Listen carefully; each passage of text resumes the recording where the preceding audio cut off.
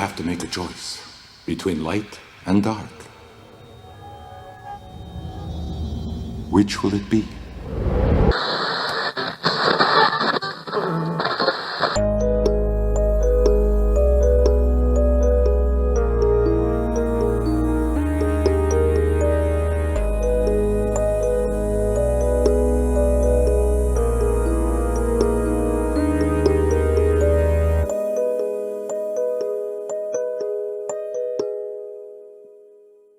Welcome to The Podcast Compels You, the podcast where we are given cursed categories by our AI overlord, tasked with finding movies that fit those categories and sharing them with you wonderful vampires.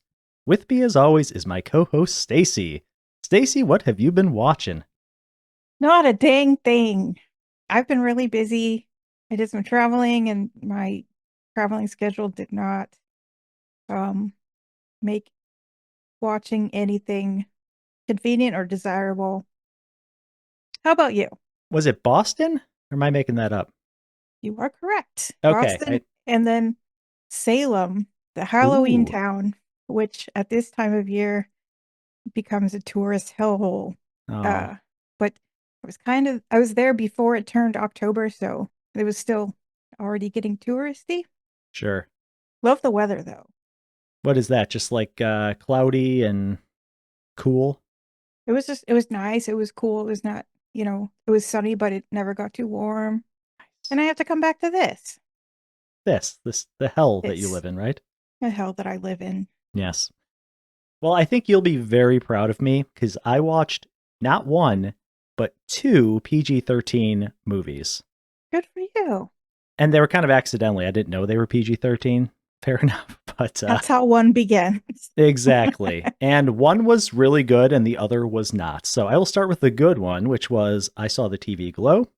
Oh. And very unexpected. I didn't really know anything about this movie, and I'm glad I didn't because just a very subtle but effective movie. I wouldn't really call it scary necessarily, but just very kind of thought-provoking, and it had me drawn in one way or another. I think it was that aesthetic, that kind of like, what was it, 80s? 90s. Do you remember 90s. us talking about this like a couple months ago? Yeah.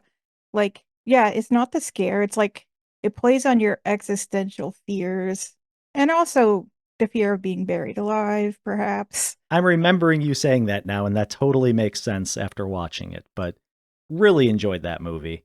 And then the other one was The Watchers, which, oh man, I know we talked about this one too. No, like any Shyamalan adjacent movie, kind of a great premise, I thought. And man, the premise came from the book, came from the author. Okay, perfect. And that makes total sense. This was one of those movies I just kept looking at how much longer this movie was left, like how much was left in this movie, because, oh my God, it became a task to get through by the end. Yeah, it's not the best. But yay for that, like, relatively unknown author getting a movie deal. Yes. I mean, that part's cool. Absolutely. And honestly, I didn't really like Dakota Fanning in it very much. I mean, I saw a lot of her movies when she was like a kid actor. I haven't really seen a lot as she's become like an adult, but didn't really like her in this. I wanted to like her character in this a lot, but it didn't grab me, sadly enough. But like you said, yeah, it strays from the book, it sounds like, quite a bit. And I could see how that would leave a lot of people disappointed, myself included. So maybe I will read the book, actually, and get the true experience. But I don't know. Those are the only two I watched. Do you want to introduce our category? Or I guess remind our listeners of our categories for this week and introduce our film? Absolutely.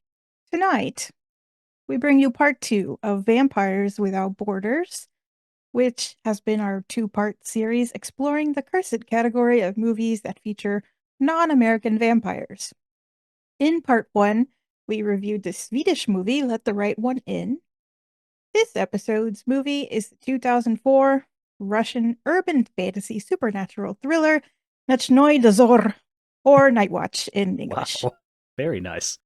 Night Watch was co-written and directed by Timur Nurokhitovich Bigmambetov, who is, according to Variety, one of the most commercially successful Russian directors in recent years. This guy has done a lot of movies, But the fun facts are he directed and produced 2012's Abraham Lincoln Vampire Hunter, among other collaborations with Tim really? Burton. That was a good movie, Yeah. actually. I thought I remember liking that. This guy has his Russian hands and everything, I swear. It's a really long list of film credits. Nice. Night Watch was also co-written by American writer and producer Lita Kalogridis, who is also known for writing 2010's Shutter Island, as well as creating and executive producing 2018's Netflix series Altered Carbon, among other credits. She also did uncredited work on the script for Scream 3. Can we bring back the Scream knife sound effect for that one? Night Watch was loosely based on the 1998 novel The Night Watch by Sergei Vasilyevich Lukyanenko. It was originally going to be a trilogy. Now there are 6 books, and they have stopped making the movies after 2. So I don't think that's going to happen. No. Unless it's like a reboot. And if they do reboot it, they'll have to get a new director. I think that guy has retired from Russian film. Although, if the price is right. They could probably get Tarantino to do it. Night Watch stars Konstantin Yurievich Kavinsky as protagonist Anton Gorodetsky, who is a super big deal, not the character, but the actor. Much acclaimed actor in Mother Russia. Night Watch also stars the late Vladimir Valentinovich Miechov. So sorry, sir. The late Valery Sergeyevich Zolotukhin, Maria Mikhailovna Borashina, Galina Borisovna Tionina as the fan favorite shapeshifting owl, Olga, and Dmitry Martinov as the kid, Yegor, which remains his most famous role to this day. Just so you know, this is a pretty star-studded cast for Russia. This movie premiered at the Moscow Film Festival, no big surprise there, on June 27th, 2004, and went on to general cinema release in the Commonwealth of Independent States, which is, if you're unaware, kind of like everything that used to be the Soviet Union, plus or minus some stuff. I mean, that's all that's important. That was July 8th. Then 20th Century Fox picked it up for international distribution. It eventually reached the US in 2006. I think they snagged both those movies, Night Watch and its sequel, Day Watch, which was released in 2006. Apparently, this is the highest grossing Russian release ever to this day. Isn't that amazing? Oh, well, actually, the record was broken the following year by the Russian movie, The Turkish Gambit. I retract my statement. But even to be the number 1 box office movie, time. Yeah, that's an incredible feat. I mean, especially for a movie that spans so many genres like this one. Oh my God. Yeah. Here's my attempt at a quick plot synopsis, which is just take my word for it. It's really not something that can be done. So No. What I'm about to tell you may not actually give you any clue as to what the movie is really like. You got to see it to believe it. Definitely. But this synopsis will be spoiler free as far as I can tell. And we won't have any spoilers until after the spoilery music. In a hidden world where supernatural forces of light and dark have been at odds for centuries, a delicate truce keeps the balance. Moscow's Night Watch patrols the shadows, ensuring the Dark Ones don't break the fragile peace.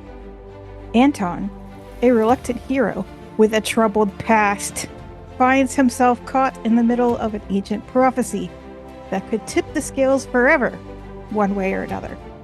As he uncovers dark secrets and confronts his own demons, Anton must navigate a world where every choice could unleash unimaginable power or doom the entire world to eternal darkness. Bill, I take it you have not seen Night Watch before we prepared for this recording. That is entirely accurate. And as such, I am obligated to provide 3 things that I thought I'd see in this movie. The first one is underground tunnels. The second is inebriation leading to a character's downfall.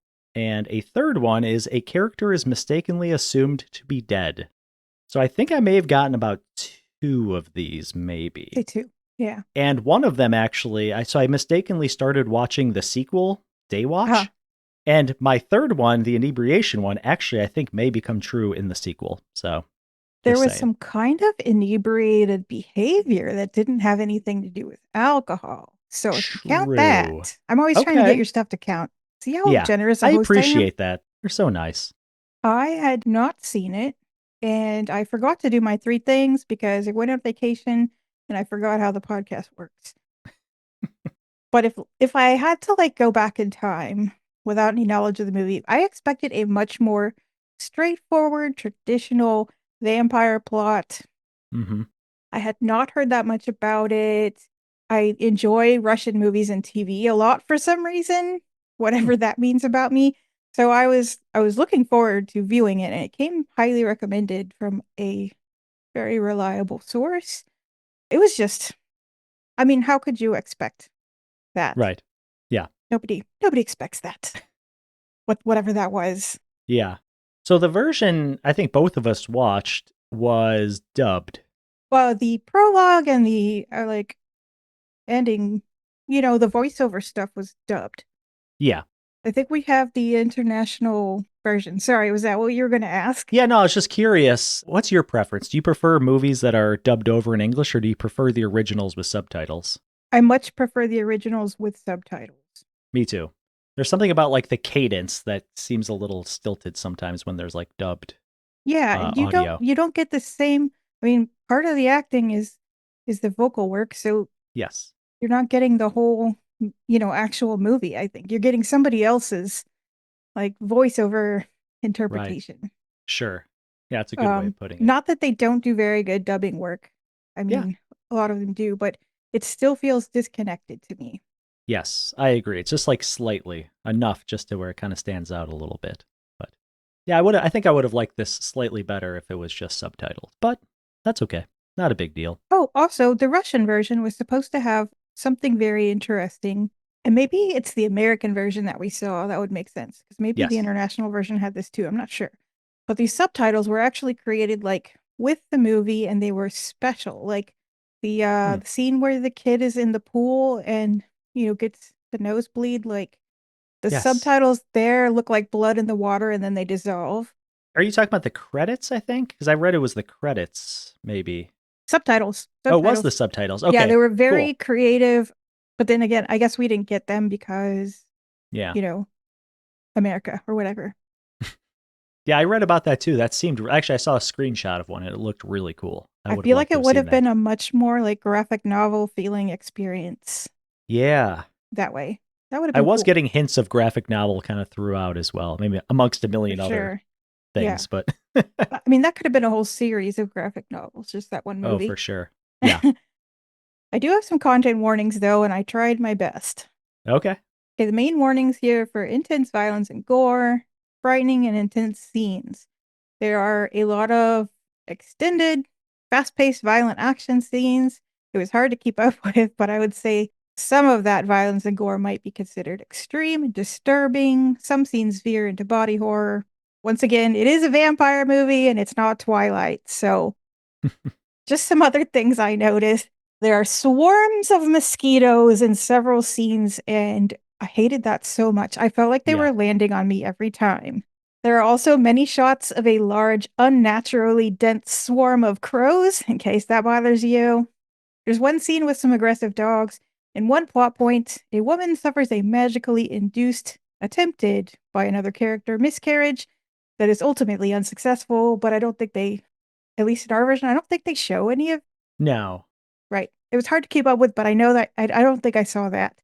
That was my number 3, by the way, the character that was mistakenly thought to be dead. Interesting. Yeah. Yeah. Anyway, so as of this recording, this movie was not listed on doesthedogdie.com, so apologies in advance if I missed some things. Like I said, it was hard to keep up with. I once again did my best. Back to you for Dark Fact of the Day, Bill. Dark Fact.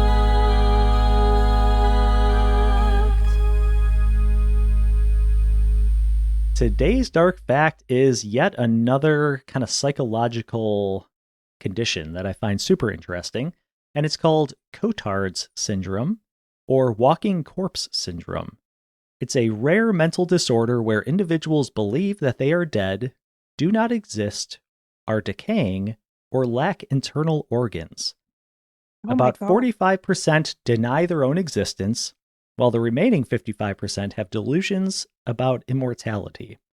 Some hear voices that tell them that they're dead or dying. Others may refuse to eat because, among other reasons, they see no point since they're dead. Some may even try to harm themselves. In one well-documented case of Cotard syndrome reported in 2008, a 53-year-old woman was admitted to the hospital after her family called 911. They said the woman believed that she was dead and smelled like rotting fish. She also asked to be taken to a morgue because she wanted to be with dead people. Just goes to show how incredibly powerful the mind is. That's very disturbing. Yeah. I even read there was another one about a woman who, again, believed she was dead, so she decided not to eat, and she actually starved herself to death somehow. Like, I don't know how you can even physically do that, but yeah, so sad but also kind of intriguing and fascinating at the same time. That's what dark facts are for. There are others of us who just think about death a lot. Sure. And like at some point, maybe you just cross a line. I don't know. Yeah, maybe it's just all a spectrum. You end up, thinking you're dead. But that's our uplifting dark fact of the day. So we are going to take a quick break, and after this quick musical interlude, we will get into a spoilerific plot discussion of Night Watch, so stick around.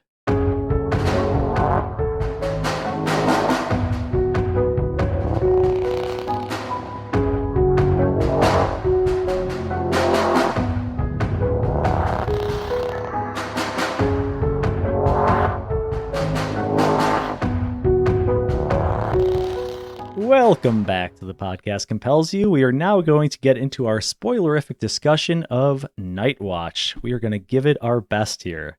So the movie opens with some exposition talking about the others and explaining that there are light others and dark others, kind of, dark and light side of things. And we get this scene where they meet on kind of like a bridge to face off against each other, and it's a bloody, merciless battle that's going on. I thought it was almost comical. I mean, it was, super and gory. Super gory. The women, I noticed some of the women looked like they were just like plucked off the street, like looking really nice underneath armor. Like they didn't look like they were like in a war situation. I just thought it was kind regular of regular extras. Yeah, exactly. Just here, put this helmet on. No makeup. Yeah, exactly. It was quite humorous. There was a lot of stuff like that in this movie where I'm like, were they going for some humor? I don't know. We'll point it out as we go. Yeah, okay. Maybe not taking itself too seriously. Also, this was when I was like, this movie is leaning super hard into the fantasy genre. And yes. I mean, oh my God, I wasn't wrong. Like, I had no idea what I was in for. No, nor I. So after all this, a truce is agreed upon between the two sides. And we learn that the night soldiers were called Day Watch, and the day soldiers are called Night Watch. And there was peace for centuries until a powerful other shows up. And now we get introduced to Anton, who is visiting an old witch named Daria and discussing his wife who had left him. So he asks her to basically cast a spell on his wife to have her miscarry the baby.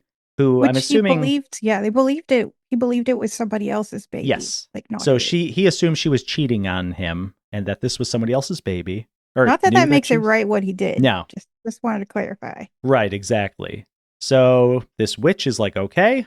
She says something like, but this is on you, I think. Like, you take the hit on this or something. I didn't quite understand that. But maybe she had read the entire script. Yeah, right. It's like you're responsible for this, basically. You're taking the responsibility of this. She then pricks his finger, sucks some of his blood out, mixes it with some sort of like liquor, and then insists that Anton drinks it. Lemonade. Oh, was it lemonade? I just assumed it was liquor. But then she's like, it was vodka. Do you want to know the effects or the ingredients or the effects? And I was like, does she literally mean ingredients or is she just talking about magic? I don't know. I was lost there. I thought the scene could not get any weirder, but then this causes him to like flash back to scenes of their relationship. And meanwhile, the old woman is reciting something like some sort of, I guess, the curse. while he is picturing his wife who's like writhing on the floor of like a boat. Is there like a ship? Is what it looked like? Presumably, I guess, miscarrying? Is that what Oh, we're going through, a sorry, miscarriage? content warnings. I mean, it's not too graphic. It's just kind of... I did not put that together at the time. Yeah, So- I had to go back and rewatch this part, actually. And then all of a sudden, the old woman is like flying around looking super possessed, and trinkets begin coming to life around her apartment. She's got like this old woman apartment, lots of creepy little trinkets all over the place. And which was actually kind of a cool visual, I gotta say. I liked the effects here. And then Anton just appears to be kind of like hallucinating. And then a young woman comes in and shapeshifts into a tiger before attacking the old woman with a pan. How's that for a sentence? with a hot burning pan. Yes. Yeah. This tiger. I'm not sure if we can accurately convey to the listeners like how batshit unhinged this scene was in this Yes. like action sequence in particular. And that to say nothing of the baby doll that was actually right. had spider legs coming out of it. It was like the witch's familiar or something. Yes. And which is interesting. That's actually in a lot of like the marketing images for this. And I kind of forgot that this was at this part. But It's yeah. going to haunt my dreams forever. Mine too. So it's at this point, I think the woman is still kind of doing her spell or her curse. And then I said a group of, sorry, she just got knocked out. A group of people in khaki jumpsuits start questioning the woman and saying that she has broken the law. And Anton's super confused and kind of like asks them who they are. Turns out they are part of the Night Watch, and they immediately identify Anton as being an other. You want to talk about like the gloom thing? What do you mean the gloom thing? Like how he's like seeing kind of in and out of it. Does that happen yet? That's why I say he's kind of like hallucinating almost. I don't really understand what, are you talking about where he's kind of like separated from them and they're like talking to him and... Right, yeah. It has Yeah. that look about it. Yeah. Sorry, I'm conveying nothing of meaning here. No, I'm with you. They kind of, I don't know how they identify that he's an other. Is it because they can see them. him? Yes. Okay. That's right. So that's all said and done. Then we get a 12 years later, and we see a young boy whose name we find out is Igor, or Igor with a Y, who has a bloody nose underwater. He's swimming, then he gets out of the pool, and none of this really matters. Meanwhile, the Night Watch is telling Anton that he can now see into the future, and we find out that Anton has become part of the Night Watch. So he's part of this, the khaki crew, as I call them throughout this whole review.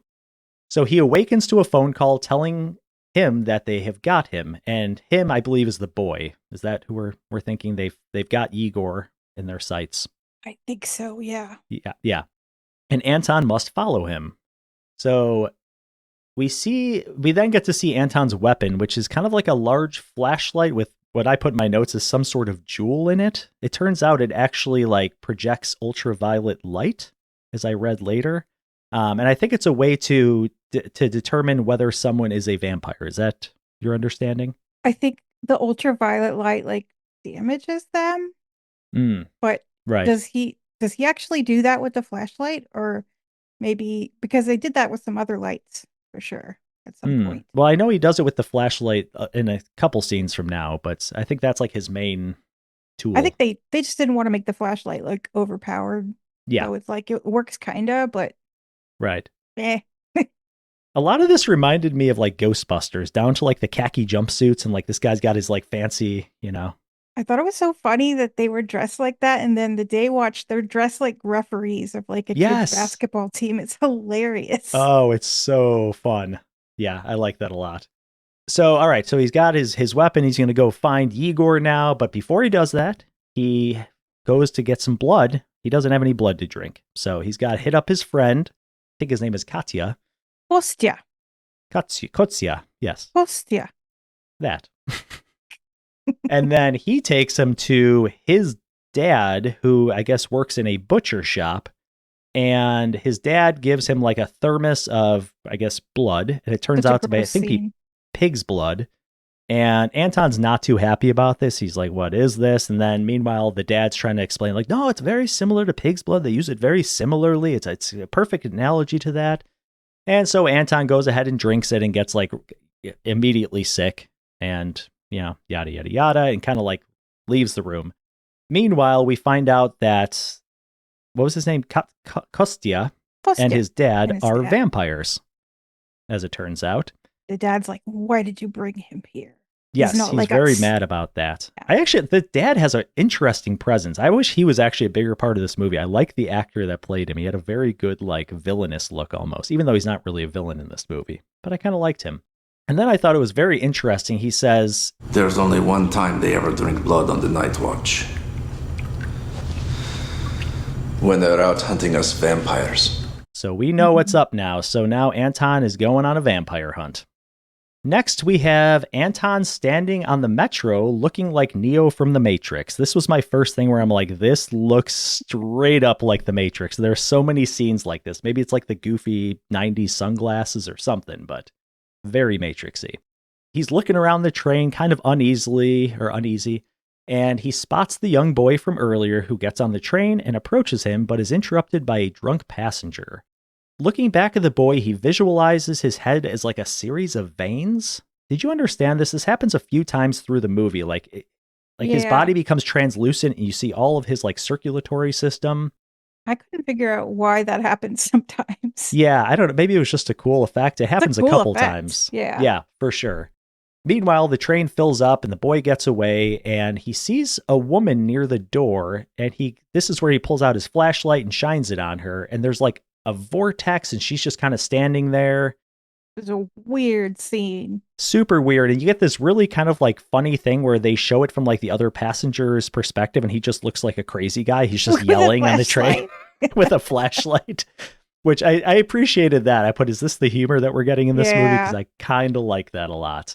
That was very funny. So then he gets off the train and gets stopped by the police as he's trying to follow Igor. They apprehend him for, appearing to be super drunk and disorderly. Meanwhile, Igor enters a dilapidated building, and a ghost appears behind him and cuts a lock of his hair. Then Anton has a vision of Igor and the man, whose name ends up being Andre, and the woman. Do you know the woman's name by any chance? I could not. Wasn't it Larissa? Okay. Larissa. Okay. Something like that. Yeah. I mean, that's a Russian name. That sounds right. Good enough for me. So yeah, there's a man and a woman, and they're kind of like going in and out of being visible and not. They kind of like disappear and reappear.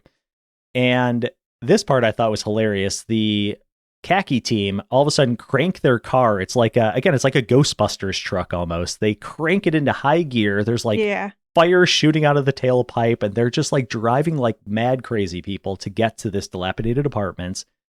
And Anton gets there first and like kicks down the door. And he gets stabbed by Andre in the stomach, and this is again another like Matrixy scene, the way it's shot, all the action where it like speeds up and slows down, and it's like a 360 thing. And I think, Anton gets like scissors through his hands somehow. I didn't quite know the mechanics of this. The first place where I was like, this may be considered body horror just because they made so much of those shots. Like, right. It's not like he just got stabbed and then that was it. Like, it was protracted. They got their money's worth on that one. Watch.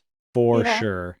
We get like some really cool actiony stuff. Like he spins around, kicks him in the face, and we get our first taste of new metal music. This movie came out like just at the tail end of the new metal phase, which to me is like one of the worst musical phases that has happened in the last 25, 30 years. I don't even remember it.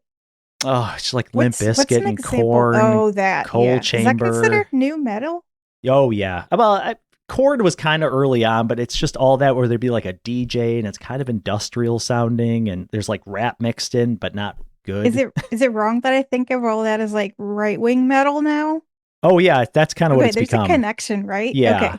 For sure. Not at the time, but I think it's become that. But anyway, it horribly dates this movie, and it's similar to like Freddy vs. Jason came out, I think, the year prior, and that same thing. It's all new metal, and it just bogs the movie down, but that's my little side piece. Yes, very much so. Meanwhile, the gang's the khaki crew's comically weaving in and out of traffic, trying to get there. Then Anton shines the flashlight on the face of the woman who shrieks, and we get a cool scene. I like this a lot. Anton's trying to fight the vampire who he cannot see, So Mhm. he like breaks a mirror and uses one of the shards to like look at the vampire. I thought this was kind of a clever device. I've never seen this in a movie I quite like also this. thought that was clever, and then it turned out to be almost his downfall. Yes. Oh, yeah. Good point. Finally, the khaki crew shows up, and Anton uses a shard of mirror to direct the headlights toward the vampire to kill him, which is cool. And then we Right? get this UV really, headlights, right? yeah. Oh, yeah. Good call. Yeah. Yeah. And then like his head shatters like a vase. He like, I guess he That's like propels amazing. him against a sink, and his head just cracks, which again totally caught me off guard. Like I don't know what to expect on how these creatures die, so I'm like, okay, cool. Yeah, we're like still cracked vase learning head. their like in-world vampire rules, and like, Yes. but they didn't give us very much training. They just jumped No. right into these wild Right action into it. scenes. Yes. I was also like completely surprised by that. Because I feel like some vampires just like go into like a puff of smoke or like a thing of light, but no, this guy just cracked. Like, And then all right. poor Anton, like he is as grievously injured as anyone I've ever seen not Mhm. die in Yeah. a movie ever. Like they way overdid that. He gets it pretty bad.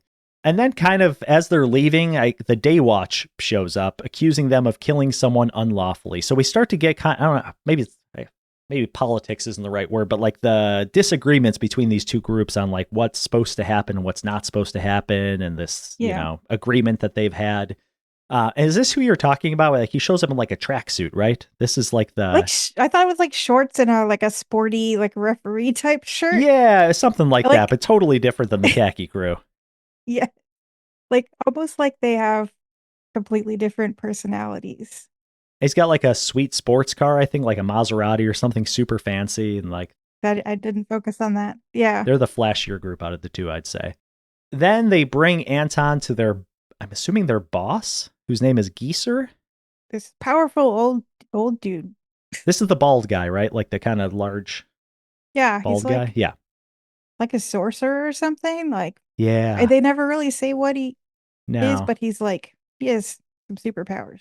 I kind of feel like he's the leader or something. He's like the representative for them. The boss gives a whole bunch of exposition about how everyone in the Night Watch office must be proficient in combat. And he kind of like chides Anton for killing the vampire instead of arresting him. So like, you know, Anton fucked up a little bit. And all this while he's reaching into Anton's bloody stomach with his hand, like real nonchalantly, just like sticks his hand in there and like, More body horror. yeah, I guess he's fixing him, but it's just weird. Yeah, again, with no reference, you're just like, okay, here Magical it goes. surgery. Magical surgery. That's the best I could come up with. Yeah. And then, things get totally normal and he gets eye to eye with Anton. Like if that wasn't weird enough. Yeah. Like he like climbs aboard him. Yes, like kind of mounts him and ties then their just, heads together. Wildest shit I've ever seen.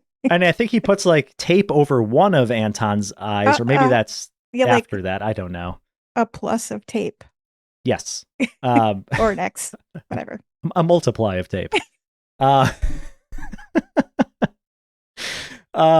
So that Anton can quote unquote take him there. So I guess he's looking through Anton's eyes to be able to see what happened. This is like Right. reviewing the night's work that Anton apparently fucked up. Yeah, Starting with the reviewed scene a on lot the of train. shit. Exactly. Lots happened here. So he talks about the girl with the vortex on the train and how he thought she was a vampire. And yeah, so I don't know if anything else really happens there. So that's the big takeaway. There's this woman on the train that he thought might be a vampire. And Geezer then calls the analytical department. So now we get this Geezer? whole Did you other just call him department. Geezer? Well, it's Geezer. It's Geser. Okay. Sure. How we'll would go you with that. pronounce it? Geezer Geezer? now. No other way. It's oh boy, this is going off the rails. I love it. So anyway, Geezer calls the analytical department because they have an analytical department in this Of course Night they Watch. do. Of course. And by the way, when I started watching Day Watch, the analytical department plays a huge role in the first 15 minutes, and I was Oh, very that's great. confused on who these people were. But total side note. And he tells the analytical department, there's like one nerdy guy, I don't know what his name is, but he's like the computer guy for the Night Watch. And he tells him that he needs the weather forecast for the next 24 hours. And they find out that there's a tornado heading towards Moscow. He says that he found the Virgin and that she was responsible for the original battle between day and night and that she will return. The prophecy is coming true. It has begun. So all the shit's gonna happen again, but in a modern day reinterpretation of it. Yes. Exactly. It's about to get Byzantine up in here. Ooh, good word. So then we cut to a man, Zavulin? What are your thoughts on that? Zavulin? Yeah, I think Zavulin or something. I don't know. He's like Zavulin? Voldemort. Right? Yeah, we'll go Zavulin. We're just gonna call him Voldemort. So this guy is playing a very lively fighting video game, like just kind of chilling, just hanging out, playing video games. Yes, constantly. That's all he does until the end, basically. Did you get the impression that this is like the leader on the other side? Yes. Okay. Just want to make sure of that. Okay, so this is Geezer's counterpart on the other side. And then there's this weird pop performance going on. There's like 4 women singing on stage to this like huge crowd of people. And I figured out what that was about. Nope. They get off stage and one of them goes to talk to Zavulan, who says that, they've killed Andre. And her name's Alyssa. I'm not sure it matters. And that she knows what to do. So this is a big deal that they killed Andre, who's one of theirs. And again, he's the one with the head that cracked like a vase.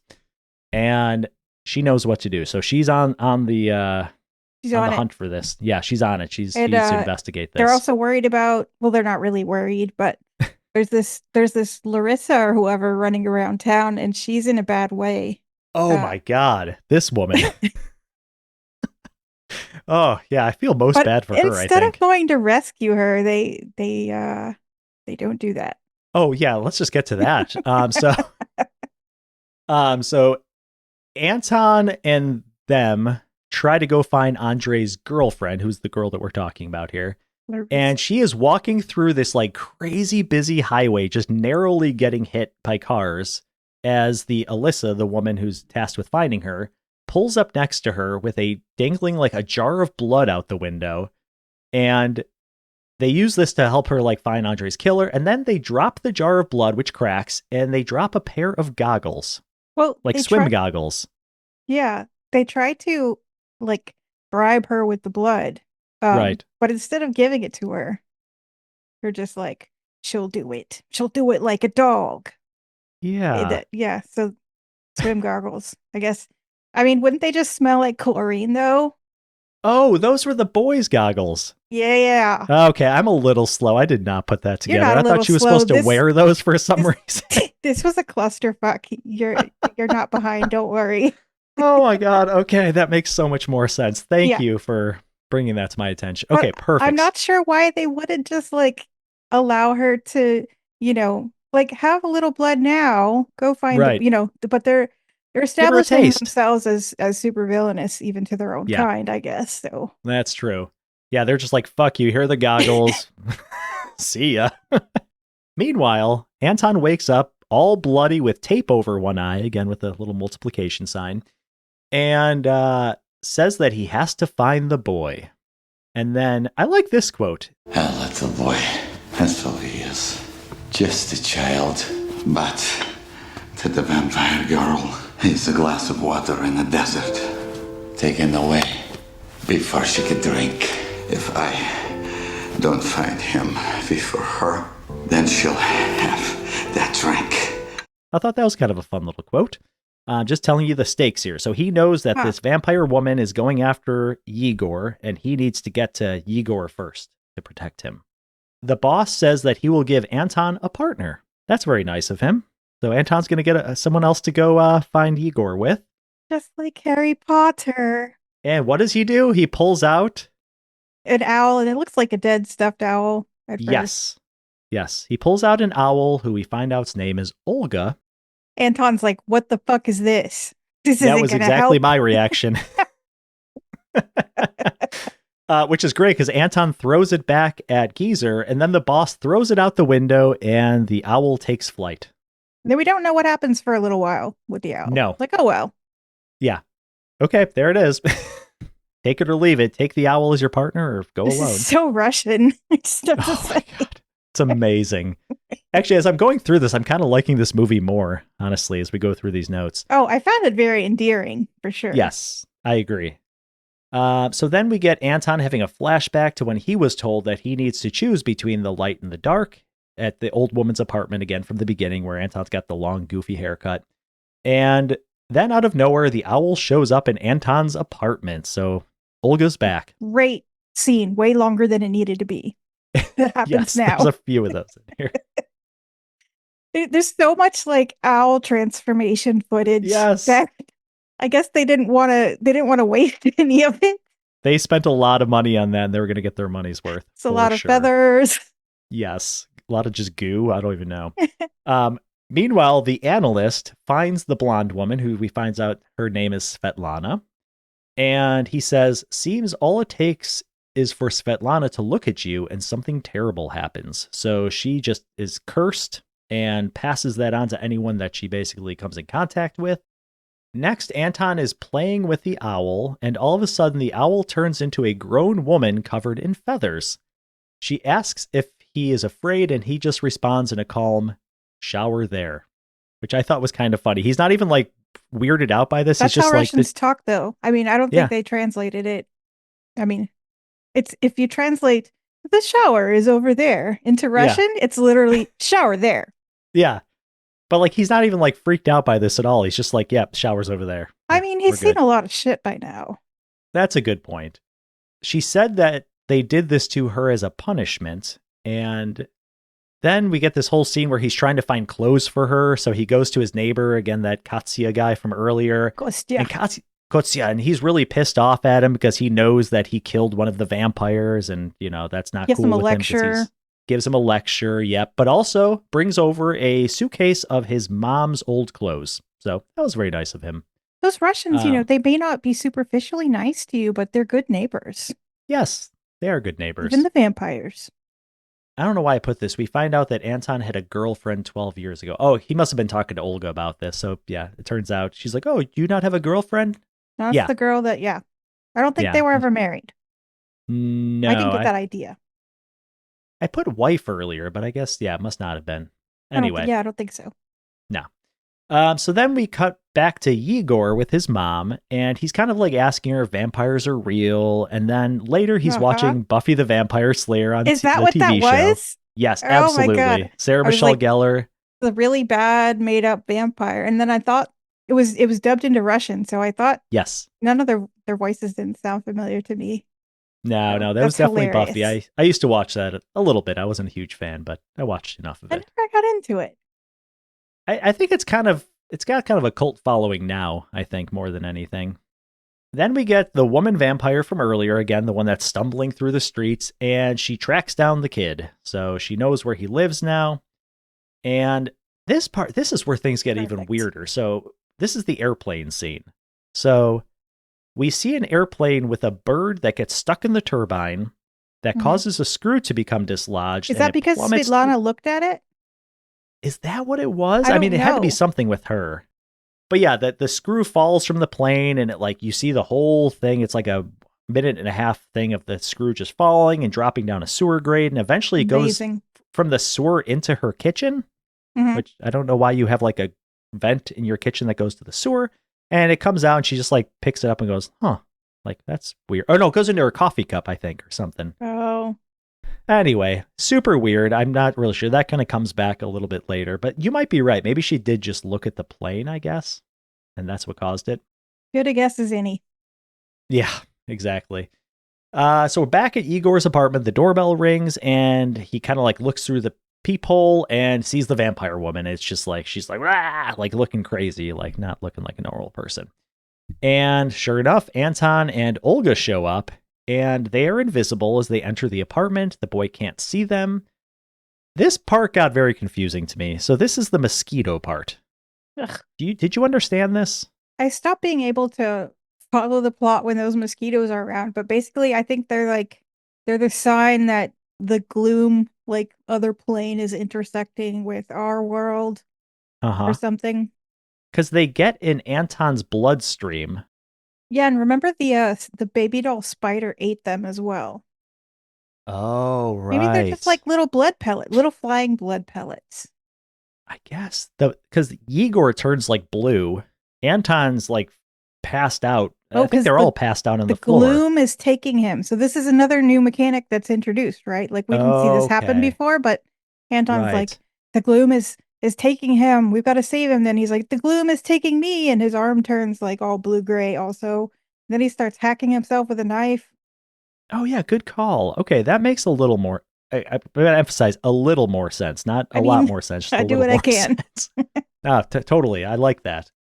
Turns out that Igor is an other, we find out. And Olga explains to Igor what others are. And Anton then sees a picture of Igor and his mom and learns that Igor is 12 years old. 12 years. That sounds very familiar. He doesn't have that many other questions, though. You'd think he'd like No. want to know some stuff. Nah. This part was very kind of ham-fisted. He's just walking past the desk and is like, oh, look at that picture. Who's she? She looks familiar. Huh. Puts it together. Then we're back at the airplane again, which is preparing for an emergency landing. Anton and Olga then leave Igor with Bear and Tiger. Are those the names? The woman's name is Tiger. The big kind of large guy's name is Bear. Those two are shapeshifters. And they're in love, but that's not important. Oh man, yeah, that's a weird thing too. It was like, what? So Anton and Olga book it and leaving them, and then, the vampire woman is on the roof. They constantly are showing her. She's like looking down and like looking down the ladder. So the driver of we'll call it the ghost mobile, has a vision of an old woman who's talking with Svetlana, like in the lobby of the apartment. And we find out that she dies. The old woman dies, I guess. Yeah, somebody's mom. And then we find out Maxim Ivanovich. we find out he works at a power plant and he has a really important job. And then his friend is like, cover it for me. I gotta go get my exploding sausages. And I'm like, oh yeah, this is a Russian movie. And oh my God. So Svetlana has started this whole thing because she was talking to this old woman. The old woman dies. Svetlana calls the old woman's son, whose name is Maxim, who works at the power plant, him and his buddy with the exploding sausages. I was baffled by this. So all of a sudden, these two people are responsible for the entire power plant, apparently, because within a matter of a minute, the whole thing just explodes. All of the electricity goes out in the entire city. Yeah. It's a very Homer Simpson nuclear plant. That's exactly what I was thinking. Chain of events. Yes, exactly. No safeguards in place. No, none. So that's kind of crazy. So then we get Anton and his gang showing up at Svetlana's building. This was a weird scene too. The analyst is sitting at a table with a family who are all frozen in place. And I don't know what that's all about. And then Anton gets on the computer and looks back in time to find out that, and he confirms that Igor is his child. So very important confirmation to make right now in the middle of very all this much action. so. He had his suspicions before, but now it's been proven. And he does that. So there's a whole bunch of little memory video pellets that he pokes around. And I don't know. I thought it's kind of interesting, I guess. You can look at videos of memories, I guess, from certain people. So it's there's a super high tech element now being introduced into his fantasy urban thriller horror drama action. Yeah. All of those things. And then Anton finds this was a weird scene. I keep saying that. This is a weird scene. So this is also a weird scene. Anton finds his boss Geezer in a bedroom along with what's the other guy, his counterpart, the bad guy. Are they working together? Were they working together the whole time? What is going on? That's the question, because Anton's boss is give him the amulet to protect him. So he throws, the guy throws the amulet at Anton, who kind of strangles him kind of. I thought that was a little dramatic, but he basically says you have no power over me. So it's okay, we're all cool here. We're good. All right, let's figure this out. And then his boss tasks him with finding out who cursed Svetlana or she needs to be killed. So basically those are the two options here. And then he says 1 life against 1,000, maybe millions. So basically justifying potentially having to kill Svetlana to save thousands or millions of people. Makes sense. Trolley problem. Yeah, exactly. Then Olga gives Anton the address and then asks if he would like her to sing to him. I thought that was weird. And then she just starts singing for 3 seconds and then the scene cuts. Don't know why. Pretty weird. Meanwhile, we see the lady vampire lurking around the roof again, and this time she's basically enticing Igor to come up to her. And we learned that Bear and Tiger are shapeshifters. I think they're like telling Igor about this. And they begin making out as Igor goes out the window and begins climbing up like the fire escape. So clearly this vampire woman's got them all in her throes, and she's, luring him up to the roof. Meanwhile, in Svetlana's apartment, she tells Anton to lie down. So Anton's basically like, I'm not feeling well. He goes under the guise of like, can you check me out medically? There's something wrong with me. So he lies down. She puts his hand on his stomach and was basically like, there's nothing wrong with you. Why are you here? And then he proceeds to say like, we suspect that, someone has cursed you. This whole ending is just crazy. Eventually I'll try to stay with one path here. So I'll stick with the Svetlana for now. So I was kind of confused by this. He basically like tells her, you've been cursed. Mm-hmm. And I guess tries to find out who cursed her. And she says something about like her mom passed it on to her or something. So what do you got? She starts to cry and she's like, my mom was like holding me back. Because she was ill, and so I wished that she would die so that I could get on with my life and get married and make babies. And she's like, I signed up to be her kidney donor, but I knew that if I told her it was me, she would refuse. So I told her it was me, so I caused her to die. I cursed myself. Right. And that fixes everything. That's like the climactic emotional scene right there. And then it just moves on. We just move on. Yeah. There's still plenty of action to come. So because Anton knows where the curse came from, the curse no longer exists? I think it just lifts magically because she, said it out loud and was sorry about it. I don't know. That's the best I can figure out, Bill. No, that's totally, that's legit. I thought I like missed something, but like all of a sudden, and then Anton just runs out of there because he's got other business to tend to. Because meanwhile, we have the vampire woman who's on the roof holding Igor captive. And I think Bear and Tiger are probably on the roof at this point. And then we get Voldemort. Is that what we're calling him? Voldemort? Yeah. His name starts with a Z. I don't even remember it. Zavulin or something. Yeah. Oh, yeah. Zavulin. Yeah. So he like calmly, while this whole thing is happening on the roof, he calmly walks into the lobby of the building with his like Great Dane or this large dog. They get in the old school elevator, and all of a sudden the thing just starts shooting up like a million floors at like a million miles an hour. And he looks like he's in distress. Like he looks like he's like freaking out. And all of a sudden the elevator shoots through the top of the roof.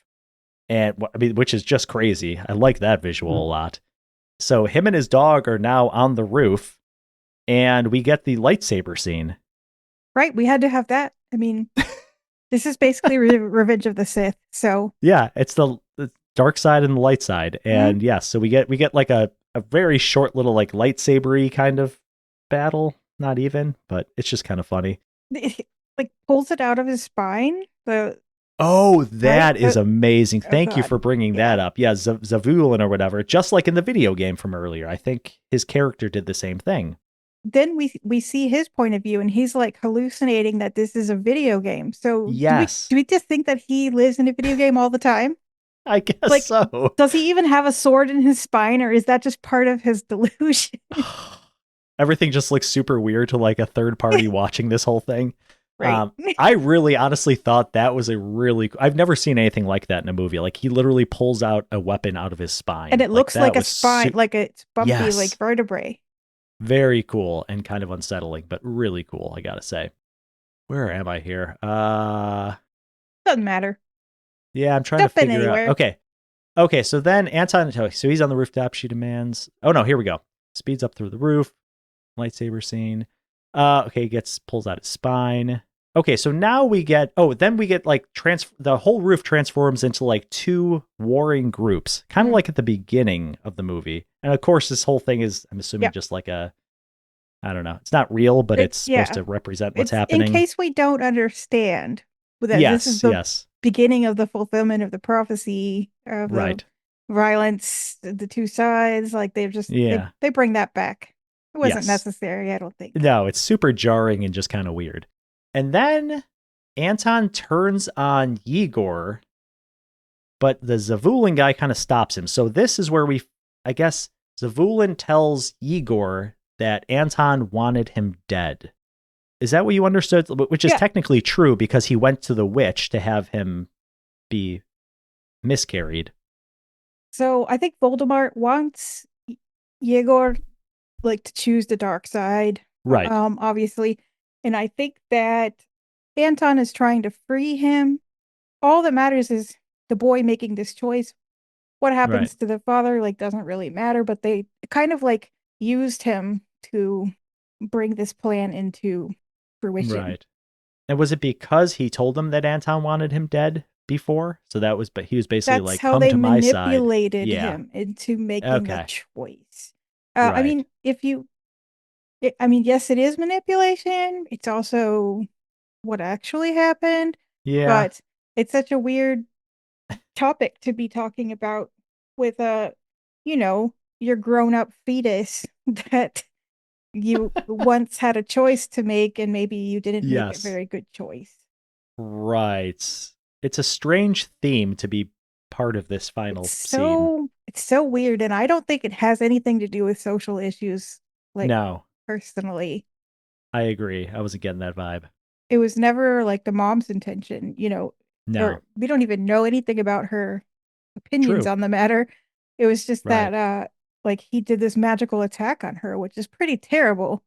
We kind of forget how terrible it is after we've seen this entire movie and all the weird shit that happens. Yes. But I mean, that's the crux of it. Yeah. Okay. Well said. And then basically Anton realizes that, this had been planned from the beginning and begins punching Voldemort like crazy, just punching. And I think the movie ends here, right? Am I missing anything? I was thinking, like, are they trying to show that Anton is like trying to choose the dark now? Because I think at some point they said, once you make the choice, it's forever. Like in the beginning scene when they made, right. I don't know what the point of that was, except that Anton is coming unglued. That's how it ends. Yeah. There it is. There's Night Watch. And so it came to pass. Ooh. Yeah, and there was a little more voiceover after that. Yeah. More blah, blah, blah. Prophecy. New metal music. Yeah. The Great Other. I gotta ask, what did you think about the ending? Did they land the plane, so to speak? Fuck me, I have no clue. Okay, it was a very Revenge of the Sith ending, I guess. Like, child chooses the dark side. I guess that is the main point, despite whatever else we don't understand. I feel like everything was tied up pretty much. I mean, Svetlana, she gets to continue living her life. Yeah. Because, they solved the mystery of who made the curse, but that was more of a B plot. Right. I haven't watched Daywatch, the sequel, but I imagine that it is a continuation of the story. Am I right about that? Yes, the little bit I watched. All I remember is that Anton is basically like an alcoholic and he's like down on his luck, which would make sense based on how this movie ended. So I didn't get too far into it, but so I'm wondering, like, is it going to go any better for Yegor than it did for Anakin? But possibly we won't know because there was supposed to be a third movie. So right. That's always a bummer when they don't finish the series. That is a bummer. I still want to see it though. Sure. This ending to me was just incredibly chaotic and I lost a lot of, they just like whipped through some of these plot points and seal them up. And I was lost, but I can also chalk some of this up to the fact that it's setting it up for a sequel. So I'm sure in the sequel, maybe they're going to go back to some of that and like maybe. Did we ever see the tornado? Were the people on the airplane safe after all? I think they showed the plane landing, didn't they, at some point? Like all the lights turn on and I think the plane lands, but I'm just trying to think back as to what could be like unsolved. It was an enjoyable ending, but just a clusterfuck at the same time. I just had a hard time with it. I had to rewatch the ending for sure because I was baffled. I did not rewatch anything, so I kind of wanted to do this like on a first impression basis. Sure. Which I think is it's a lot to take on. It is. Oh, absolutely. Well, do we want to rate this thing? Yeah. Wait, you want to go first? Do you want me to go first? You know what? I'll go first. Why not? All right. Some of the lore of this movie was very interesting, like the light versus dark, even though it's a little cliche, but I like how they did it. And I like the different types of others, quote unquote, that they introduced. Things like witches, shapeshifters, vampires. Wasn't too cheesy. I thought that they kind of wove those in kind of an interesting way. But overall, I felt it was like bogged down by just way too many characters and some that weren't introduced very clearly. Like I didn't know their role even throughout most of the movie. I thought Anton was a very compelling main character. I'm glad that he shows up in the second movie as well. I think he's like a good protagonist. I like the actor. Visually, it looked like a mix between like The Matrix and Fight Club, just chaotic and just I don't know, not my cup of tea necessarily. It's kind of an ugly movie for me. It's not my style that I enjoy. Especially when you compare it to like Let the Right One In, like these could not be more different in terms of how they were shot. We paired well, right? I mean, we brought the listeners something completely different. Yes. Oh, for sure. You could not be more different with this movie. Some of them worked really well. Like the screw falling out of the airplane, I thought was cool. Some of the fight scenes were really interesting the way they shot them. And then, as we already talked about, the new metal just totally took me out of it. That's just I'm a big music person. So if there's like really dated music that's just not very good, it definitely takes away from it for me. But overall, I'm giving this film a 2.5 out of 5 screams. Wow. Okay. I kind of feel bad doing so. I mean, I will say this type of movie is not normally my like cup of tea. So hard. maybe So that plays into it, but there's just so many things going on that, I got going 2.5. How about you, Stacy? Okay, so first of all, Night Watch was, I think I said this, absolutely nothing at all like I expected, based only on the knowledge that it was a Russian vampire movie from the 2000s.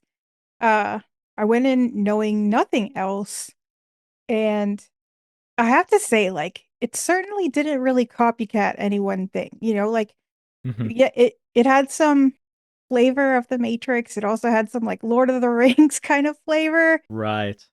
I'm sure that was no accident. Right. But I also felt like they injected some kind of new energy, some Russian energy into those things. So it wasn't the topic didn't seem like stale to me or anything. Yeah. If that makes sense. I feel like I'm not being very articulate. No, I agree. I can follow what you're saying. And so, yeah, I have to say that, like, the pure fantasy and action elements are totally not my jam. I think they were done well, mostly. Like, the fighting looked pretty neat to me. Mm-hmm. So I think they did that pretty carefully. So I feel like just because I don't like those things, I shouldn't really exclude the movie from my horror canon on that basis, because it is really incomparable to anything else I've ever seen. So I have to give it credit for that. I've read that people did refer to this movie as the Russian Matrix, but I don't really think that is it. But there isn't an American like equivalent to compare it to. Well, and in fairness, a lot of movies after The Matrix included a lot of Matrixy stuff, so this is not unusual, I would say. And didn't Crouching Tiger, Hidden Dragon come even before The Matrix? Yeah, exactly. A lot was The Matrix like didn't invent it; from they that. just popularized it. So Yeah. anyway. But what was this? This was a fever dream of CGI, magical and non-magical combat, a hodgepodge of magical creatures of all kinds. I mean, there is a little bit of like Harry Potter in it even, but like very dark and violent and not for children. So many times I found myself saying like, what even is this movie? And at the end, like, what the fuck did I even just see? I don't know. It's a fantasy horror thriller action drama. Yeah. But it's also kind of brilliant, like in its own way. I mean, I feel like okay, I'm looking for a word. It was an audacious movie to make, like the audacity. But the fact that it got made with everything that it had going on in it, like how expensive would have been that CGI? How expensive would that all-star cast and the huge like cast of minor characters? And it was a very, very busy movie with a lot going on. But at the same time, like, while certain things confused me and got me a little lost, like, everything seemed pretty tight. Like, the next scene, then I would come back into it and I'd be like, okay, this is what's going on. And I do feel like everything was wrapped up at the end unless I'm missing a thread, which is possible. So I've been thinking about this a lot, and I have been feeling like I have no idea how to rate it. Like, despite all the bells and whistles of the movie making, like looking back over it, if you pare it down to its like basic story, it's a pretty solid story with a pretty solid, arc. Although it's hella confusing from time to time with everything they threw in there. I think I would get more out of a second watch, but I'm not sure I'm going to do that to myself. I don't know. It was like cinematically cool in a lot of ways, and it was definitely not without some dark humor, which I have to give it points for because that is one of my things. Sure. I have to take away points for the mosquitoes though, because even thinking about the movie right now makes it feel like they're crawling on me. But I will add points for the exploding sausage power plant subplot. Nice. And you know what? I'm also gonna kick in some extra just for the well-developed mythology that they brought into the present and or future with what they've got going on with the prophecy and everything. So I guess like mathematically that comes out to be another 3.5 screams for me on a very scientific scale of 5. Wow. I was waiting with bated breath to I find out know. what you were going to rate this thing. I had a lot to say. Well, and it's very interesting because I absolutely understand your approach to rating it because it is a very competent movie and there's great elements of it. For me, I tend to look at movies like, do I want to watch this again? That's one of the big ones for me. Like, I it do could be the not most ever want to competent watch movie. things again, hardly ever. So that doesn't And I work think for you me. and I rate things differently, which I kind of like. But yeah, it's hard and it is ambitious. That's another word I would use for this movie. It is ambitious. They put a lot into this movie. Shouldn't they get some credit for ambition? I think And so. not only ambition, but like making it happen in reality. Right. And it being a super popular movie. Again, it was the number I one mean, movie until I know. So I'm wondering if that's just because they've got the stars, right. they've got, a story that I think could appeal to all different ages of people, except for small children. Yeah. And they've covered every genre ever invented, Yeah, pretty much. except for like a Western. There actually wasn't a lot of romance either. I mean, there was I count that there was a couple of kisses, so yeah. Maybe the second but one will be they a were little more short enough that relationship I heavy. didn't have to fast forward through any of them. So Oh, I was good. pleased about that. I think that raised my score. You were talking about the budget. The budget was actually only 4.2 million. That's what it says on IMDb, which is nothing. Amazing. They made Yeah. so much money on it. Right. I mean, that's 2004, so I don't know if that's adjusted for inflation, but still, that's pretty impressive either They way. made more than their entire budget back just from selling the rights to Fox. Yeah. 20th Century Fox, not It's a the pretty big deal. not the evil Fox. Well, I'm glad we watched it. I gotta say, again, vampires are not my cup of tea, so this has been a tricky series. I mean, I already saw Let the Right One In, but this was a, I didn't know what to get, what I was going into with this, but This was like yeah, I'm doubly glad not we my watched cup of it. tea, but also it was Russian, so Yeah. it's a wash. So that'll be our final score of a 3.0, which is, an okay GPA. So Yeah, I mean, I got a, let's see, on IMDb, it's at a 6.4, so ours is about similar to what right in IMDb there. rates it. Yeah. Yeah. So I guess that's it for our international undead foray, Vampires Without Borders. From the frosty horror of Let the Right One In to the truly bizarre, dark fantasy, whatever that was, of Night Watch, we've bared our fangs and fed on a feast of non-American vampire goodness. International fare. It has been fun to see how the myths and mechanics of vampires have been reimagined in two different cultures. Although I'm not sure that's an accurate portrayal of like Russian vampires. I think I need to do some more viewing in that Yeah. subgenre. It's nice to see like the local color though that they add to the typical like intimate horror of isolation, loneliness, and the curse of immortality that we have come to associate with these creatures. So vampires are great and all, but to me, they're not the scariest things. So things are about to get scarier now as we head deep into the middle of nowhere for our next series, Siblings in the Sticks. Nice.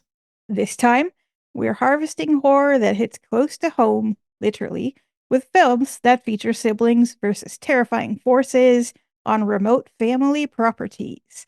So get ready for a pair of scares that'll make you rethink those family reunions in the countryside.